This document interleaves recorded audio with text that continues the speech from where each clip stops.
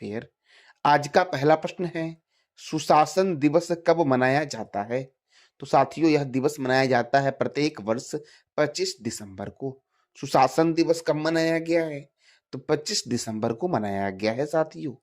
अब जानते हैं साथियों कि यह दिवस क्यों मनाया जाता है साथियों।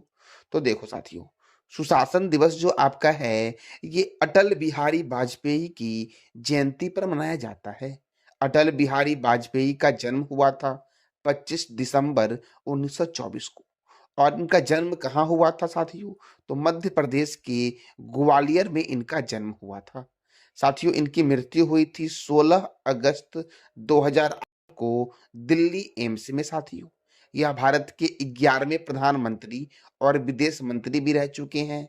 साथियों प्रधानमंत्री के रूप में इनका कार्यकाल 16 मई 1996 से 1 जून 1996 और 19 मार्च 1998 से 19 मई 2004 तक साथियों रहा है। इनके पिता का नाम था श्री कृष्ण बिहारी वाजपेयी और माता का नाम था कृष्णा देवी साथियों। अटल बिहारी वाजपेयी को पद्म विभूषण पुरस्कार 1992 में दिया गया और भारत रत्न दिया गया 2015 में साथियों। तो अटल बिहारी वाजपेयी को भारत रत्न कब दिया गया? 2015 में। साथियों अटल बिहारी वाजपेयी की जयंती के अवसर पर 25 दिसंबर को प्रत्येक वर्ष सुशासन दिवस के रूप में मनाया जाता है।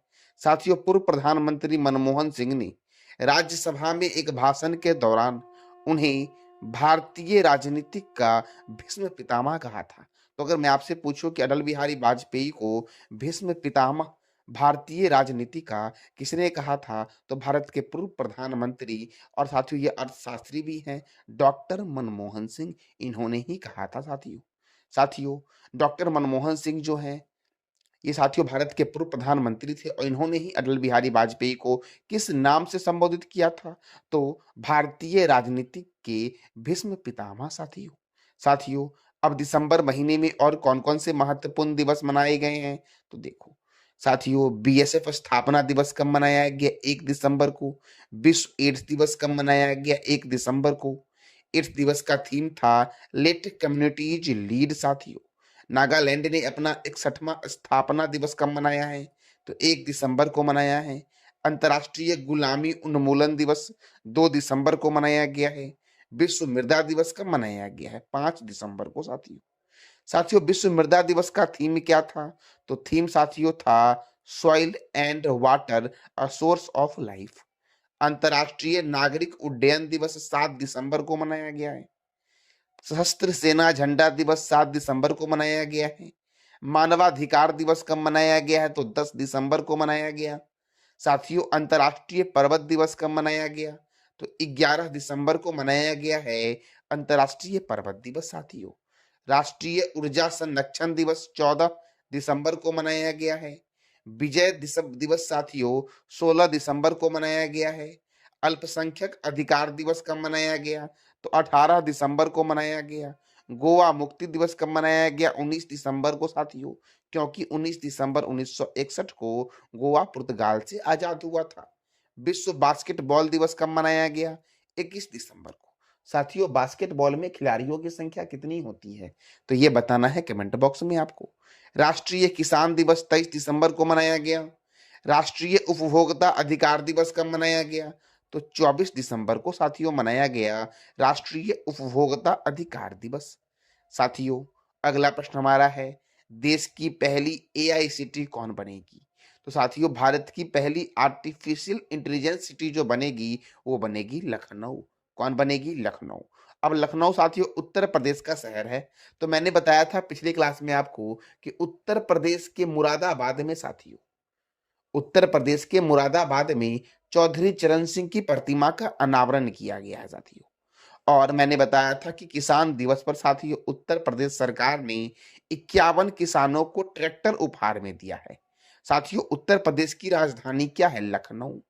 साथियों उत्तर प्रदेश के मुख्यमंत्री कौन है? योगी आदित्यनाथ। उत्तर प्रदेश के गवर्नर कौन है? आनंदीबेन पटेल। यहाँ पे राज्यसभा 31 है और लोकसभा 80 है।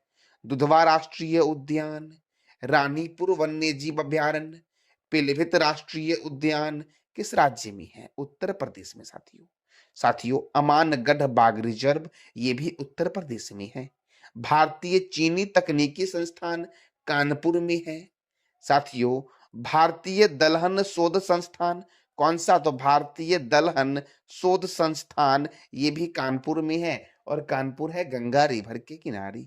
Small industries development bank of India SIDBI साथियों, इसका हेडक्वार्टर कहाँ है? लखनऊ में, और इसकी स्थापना हुई 2 अप्रैल 1990 को साथियों। साथियों चौधरी चरण सिंह अंतरराष्ट्रीय हवाई अड्डा लखनऊ में है। लाल बहादुर शास्त्री अंतरराष्ट्रीय हवाई अड्डा वाराणसी में साथियों है। अगर साथियों आपको कंफ्यूजन होता है कभी कभी कि चौधरी चरण सिंह अंतरराष्ट्रीय हवाई अड्डा लखनऊ में नहीं वाराणसी में है, तो याद रखना लाल बहादुर, व से बहादुर और व से वाराणसी, ऐसे याद रखना। अगर बहादुर आ जाए साथियों तो वाराणसी में है। तो अब कंफ्यूजन खत्म हो गया आपका कि लाल बहादुर वाराणसी में है और चौधरी चरण सिंह कहाँ है? लखनऊ में साथियों। ऐसे आप ट्रिक के जरिए साथियों याद कर लेना। ये अगर बहादुर आ जाए तो व से बहादुर और व से वाराणसी साथियों मार लेना। साथियों साथियों अगला प्रश्न हमारा है, खेलो इंडिया यूथ गेम 2023 का आयोजन कहाँ होगा? तो साथियों इसका आयोजन होगा तमिलनाडु में। इसका राइट आंसर क्या हो जाएगा? बी, कि खेलो इंडिया यूथ गेम जो होगा 2023 का, ये भारत के तमिलनाडु राज्य में होगा साथियों। इसका आयोजन जो होगा वो 21 जनवरी 2024 को तमिलनाडु के चेन्नई में होगा, मदुरई में होगा, त्रिची में होगा और कोयम्बटूर में साथियों होगा। ये सब शहरों में साथियों खेला जाएगा खेलो इंडिया यूथ गेम 2023। अब तमिलनाडु इसका आयोजन कर रहा है। तमिलनाडु की राजधानी है चेन्नई। तमिलनाडु के गवर्नर हैं आर एन रवि। तमिलनाडु के मुख्यमंत्री कौन है? एम के स्टालिन। तमिलनाडु में राज्यसभा 18 है और लोकसभा 39 है। कुंडा परियोजना है कुंडा नदी पर, और किस राज्य में है? तमिलनाडु में साथियों। टेलीग्राम पे साथियों मैंने राज्यपाल की सूची का साथियों पीडीएफ डाल दिया है। साथियों आप टेलीग्राम को ज्वाइन कर लेना। इसका लिंक मैंने वीडियो की डिस्क्रिप्शन बॉक्स में डाल रखा है, और साथियों वो कलेक्शन साथियों आप कलेक्ट कर लेना। साथियों देखो, मेट्टूर बांध कावेरी नदी पर है, पिल्लूर बांध भवानी नदी पर है, वेदांत गल अभ्यारण्य साथियों तमिलनाडु में है, इंदिरा गांधी अभ्यारण्य तमिलनाडु में है, और सत्यमंगलम बाघ रिजर्व साथियों कौन सा? सत्यमंगलम बाघ रिजर्व तमिलनाडु में है। मुद्दुमलई अभ्यारण्य, गुंदई राष्ट्रीय उद्यान, मन्नार की खाड़ी मरीन राष्ट्रीय उद्यान, तूतीकोरिन थर्मल पावर स्टेशन और पोंगल साथियों तमिलनाडु का मुख्य लोक त्योहार है। ये था तमिलनाडु के संबंध में साथियों महत्वपूर्ण स्टैटिक पॉइंट जो आपके किसी भी एग्जाम के लिए महत्वपूर्ण है। साथियों ये पुस्तक है बहुत ही महत्वपूर्ण साथियों, यह पुस्तक है, इस पुस्तक का नाम है breaking the mould. Breaking the mould ऐसे ही पूछेगा आपसे कि ब्रेकिंग द मोल्ड पुस्तक के लेखक कौन है? तो रघुराम जी राजन साथियों ब्रेकिंग द मोल्ड पुस्तक के लेखक हैं। ये आरबीआई के पूर्व गवर्नर भी रह चुके हैं साथियों। तो breaking the mould reimagining India's economic future पुस्तक के लेखक कौन है? रघुराम जी राजन। साथियों आपसे इतना भी पूछ सकता है कि ब्रेकिंग द मोल्ड पुस्तक के लेखक कौन है, तो क्या टिक करोगे आप? रघुराम जी राजन साथियों। साथियों देखो और भी कुछ महत्वपूर्ण पुस्तक हैं, जैसे कि टॉम्ब ऑफ सैंड रेत की समाधि गीतांजलि श्री के द्वारा लिखा गया है साथियों। साथियों देखो कुछ अधूरे शब्द आशुतोष अग्निहोत्री के द्वारा लिखा गया है। ए नेशन टू प्रोटेक्ट साथियों प्रियम गांधी मोदी के द्वारा लिखा गया है। उड़ान एक मजदूर बच्चे की साथियों ये लिखा गया है मिथिलेश तिवारी के द्वारा। और बिल पावर लिखा गया है सोजट मरीन के द्वारा साथियों। साथियों गोल्डन बॉय नीरज चोपड़ा नवजीत सिंह के द्वारा लिखा गया है। The Chipko movement the people history Shekhar Pathak के द्वारा लिखा गया है। City of joy and freedom at midnight ये डायनामिक लेपियर के द्वारा लिखा गया है। वार एंड वुमेन ये डॉक्टर एम ए हसन के द्वारा लिखा गया है। और फुलंगे नामक पुस्तक के लेखक कौन है? तो लेखनाथ छेत्री है साथियों। कौन है? लेखनाथ छेत्री। अगला प्रश्न साथियों हमारा है, ये प्रश्न साथियों बहुत ही महत्वपूर्ण है कि सांस अभियान किसने शुरू किया है? ये सांस अभियान क्या है? तो निमोनिया की रोकथाम के लिए किस राज्य सरकार ने सांस अभियान की शुरुआत की है? तो मणिपुर ने साथियों किया है सांस अभियान की शुरुआत। अब मणिपुर ने की है तो देखो मणिपुर की कैपिटल क्या है? इम्फाल। मणिपुर के गवर्नर कौन है? अनसुईया उइके। मणिपुर के चीफ मिनिस्टर कौन है? एन वीरेंद्र सिंह साथियों मणिपुर के चीफ मिनिस्टर हैं। मणिपुर में जो राज्यसभा सीट है वो है 1 और लोकसभा सीट कितना है? 2। मणिपुर की स्थापना हुई 21 जनवरी 1972 को। साथियों देखो, किबुल लामजाओ राष्ट्रीय उद्यान ये विश्व का एकमात्र तैरता हुआ राष्ट्रीय पार्क है, जो साथियों इम्फाल और बिष्णुपुर जिले में स्थित है। साथियों, किबुल लामजाओ राष्ट्रीय उद्यान विश्व का एकमात्र तैरता हुआ राष्ट्रीय उद्यान है, जो इम्फाल और बिष्णुपुर जिले में स्थित है और इसे 1977 में राष्ट्रीय पार्क घोषित किया गया था। और ये जो किबुल लामजाओ राष्ट्रीय उद्यान है, ये लोकटक झील पर स्थित साथियों है। कौन सी झील पर? लोकटक झील पर। किस राज्य में? तो मणिपुर के इम्फाल और बिष्णुपुर जिले में। साथियों, इम्फाल मणिपुर की कैपिटल भी है। साथियों देखो, सिरोही राष्ट्रीय उद्यान मणिपुर में है और मणिपुर में एक झील है, लोकटक झील किस राज्य में है? तो मणिपुर में है। आपको बताना है कमेंट बॉक्स में कि लोनार झील किस राज्य में है, ये बताना है कमेंट बॉक्स में आपको साथियों। अगला प्रश्न हमारा है, वासुदेव देवनानी किस राज्य के विधानसभा अध्यक्ष बने हैं? साथियों मैंने क्या पूछा? वासुदेव देवनानी किस राज्य के विधानसभा अध्यक्ष बने हैं? तो साथियों यह भारत का सबसे बड़ा राज्य है, जिसका नाम है राजस्थान। क्षेत्रफल की दृष्टिकोण से तो वासुदेव देवनानी जो बने हैं वो राजस्थान विधानसभा के अध्यक्ष बने हैं। साथियों देखो, अभी हाल ही में राजस्थान में विधानसभा चुनाव हुआ था। तो देखो, राजस्थान की स्थापना जो हुई है वो 1 नवंबर 1956 को हुई है और राजस्थान की कैपिटल क्या है? जयपुर। जयपुर को बोलते हैं पिंक सिटी और जोधपुर को बोलते हैं ब्लू सिटी। राजस्थान के मुख्यमंत्री हैं भजन लाल शर्मा और राजस्थान के राज्यपाल कौन है? कलराज मिश्र हैं। राजस्थान में राज्यसभा सीट 10 है, लोकसभा सीट 25 है और विधानसभा सीट 200 है साथियों। कितना है? 200। देखो साथियों, राजस्थान में विधानसभा चुनाव हुआ है तो बीजेपी पार्टी ने साथियों जीत यहाँ पर हासिल की है। बीजेपी साथी साथी पार्टी को 115 सीटें मिली है और इंडियन नेशनल कांग्रेस को 69 सीटें मिली हैं साथियों। और राजस्थान जो है वो क्षेत्रफल की दृष्टि से सबसे बड़ा राज्य है साथियों। तो देखो, राजस्थान के कुछ नेशनल पार्क को देखते हैं। सरिस्का राष्ट्रीय उद्यान, डेजर्ट राष्ट्रीय उद्यान, केवलादेव राष्ट्रीय उद्यान, रणथंभौर राष्ट्रीय उद्यान, जवाहर सागर वन्यजीव अभयारण्य, रामगढ़ विषधारी अभयारण्य, माउंट आबू वन्यजीव अभयारण्य, कुभलगढ़ वन्यजीव अभयारण्य, मुकुंदरा हिल्स राष्ट्रीय उद्यान, ये सब किस राज्य में है? तो राजस्थान में है साथियों। कौन कौन सा? सरिस्का, डेजर्ट, केवलादेव, रणथंभौर, जवाहर सागर, रामगढ़ विषधारी अभयारण्य, माउंट आबू वन्यजीव अभयारण्य, कुभलगढ़ वन्यजीव अभयारण्य और मुकुंदरा हिल्स नेशनल पार्क किस राज्य में है? तो राजस्थान में है साथियों। देखो, राजस्थान के कुछ महत्वपूर्ण झील को देखते हैं तो राजस्थान में है सांभर झील। साथियों, सांभर झील से ही दुनिया की सबसे पुरानी वृक्षारोपण का भी प्रमाण मिला है, पाषाण काल का साथियों। साथियों, राजसमंद झील, पिछौला झील, जयसमंद झील, फतेह सागर झील और डिडवाना झील किस राज्य में है? तो राजस्थान में है। और क्षेत्रफल की दृष्टि से भारत का सबसे बड़ा राज्य कौन सा है? राजस्थान है। राजस्थान के जैसलमेर को बोला गया है स्वर्ण नगरी, झीलों की नगरी बोला गया उदयपुर को, पिंक सिटी बोला गया है जयपुर को और ब्लू सिटी बोला गया है जोधपुर को साथियों।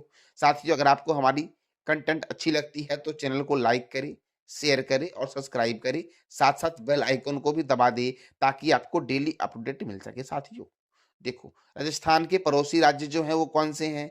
पंजाब है, हरियाणा है, उत्तर प्रदेश है, मध्य प्रदेश है और गुजरात है। और अगर पड़ोसी देश के बारे में पूछते तो कौन सा हो जाएगा? पाकिस्तान। यहाँ से एक और प्रश्न बनता है कि भारत और पाकिस्तान के बीच कौन सी बॉर्डर लाइन है? तो भारत और पाकिस्तान के बीच कौन सी बॉर्डर लाइन है, ये बताना है कमेंट बॉक्स में आपको। अगला प्रश्न हमारा है, बॉम्बे स्टॉक एक्सचेंज के नए अध्यक्ष कौन बनेंगे? तो प्रमोद अग्रवाल बनेंगे बॉम्बे स्टॉक एक्सचेंज के नए अध्यक्ष साथियों। अब देखो, और भी कुछ महत्वपूर्ण संस्था है, जैसे कि table tennis of India federation की महिला अध्यक्ष है मेघना अहलावत साथियों। यहाँ से एक और प्रश्न बनता आपका है कि table tennis of India federation की पहली महिला अध्यक्ष कौन बनी है? तो मेघना अहलावत भी बनी है। भारत के मुख्य चुनाव आयुक्त जो बने हैं वो कौन बने हैं? हीरालाल समारिया बने हैं। कौन बने हैं? हीरालाल समारिया साथियों।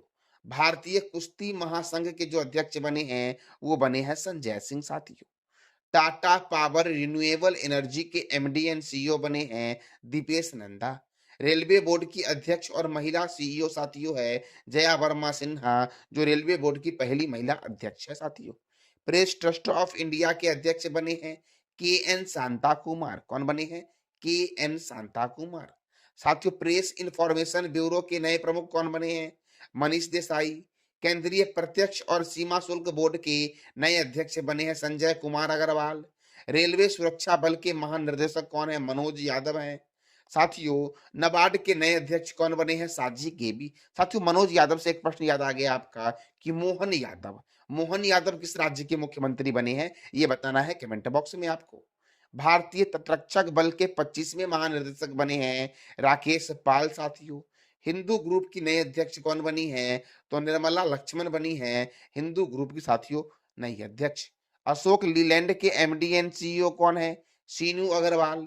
सीबीआई के नए निर्देशक कौन है? प्रवीण सूद। ट्विटर के नए सीईओ कौन है? लिंडा या कारिनो साथियों। संघ लोक सेवा आयोग के अध्यक्ष कौन है? तो मनोज सोनी है। भारतीय प्रतिस्पर्धा आयोग की पहली महिला चेयरपर्सन कौन है? तो रवनीत कौर है साथियों। कौन है? रवनीत कौर भारतीय प्रतिस्पर्धा आयोग की पहली महिला चेयरपर्सन बनी है। यूको बैंक के एमडी कौन है? अश्वनी कुमार है। मौसम विज्ञान संगठन के नए अध्यक्ष कौन बने हैं? तो अब्दुल्ला अल मंडोस बने हैं साथियों। कौन बने हैं? अब्दुल्ला अल मंडोस।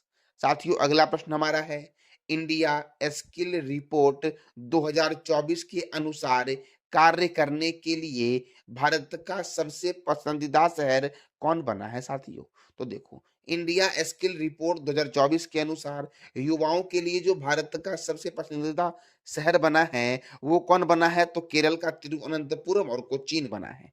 तो केरल साथियों इंडिया स्किल रिपोर्ट 2024 में कार्य करने के मामले में प्रथम स्थान पर साथियों है। ये युवाओं का साथियों पसंदीदा शहर है और महिलाओं का भी साथियों, ये युवा से ज्यादा साथियों महिलाओं का ये पसंदीदा शहर है कार्य करने के मामले में साथियों। और ये रिपोर्ट किसकी है? इंडिया स्किल रिपोर्ट 2024 की साथियों है। अब केरल तो देखो, केरल के कुछ महत्वपूर्ण इंपोर्टेंट फैक्ट हैं। केरल की राजधानी आपको पता होगा तिरुवनंतपुरम साथियों। केरल के गवर्नर कौन है? आरिफ मोहम्मद खान है केरल के गवर्नर साथियों। केरल के चीफ मिनिस्टर कौन है? पिनराई विजयन है। केरल में राज्यसभा 9 है और लोकसभा 20 है। पाराम्बिकुलम राष्ट्रीय उद्यान और पेरियार राष्ट्रीय उद्यान किस राज्य में है? तो केरल में है। साथियों, ये था आज का हमारा महत्वपूर्ण करंट अफेयर और स्टैटिक साथियों। साथियों, कल मैंने आपसे दो प्रश्न किया था। यूनेस्को की स्थापना कब हुई? 16 नवंबर 1945 को हुई। इसरो के चेयरमैन कौन है?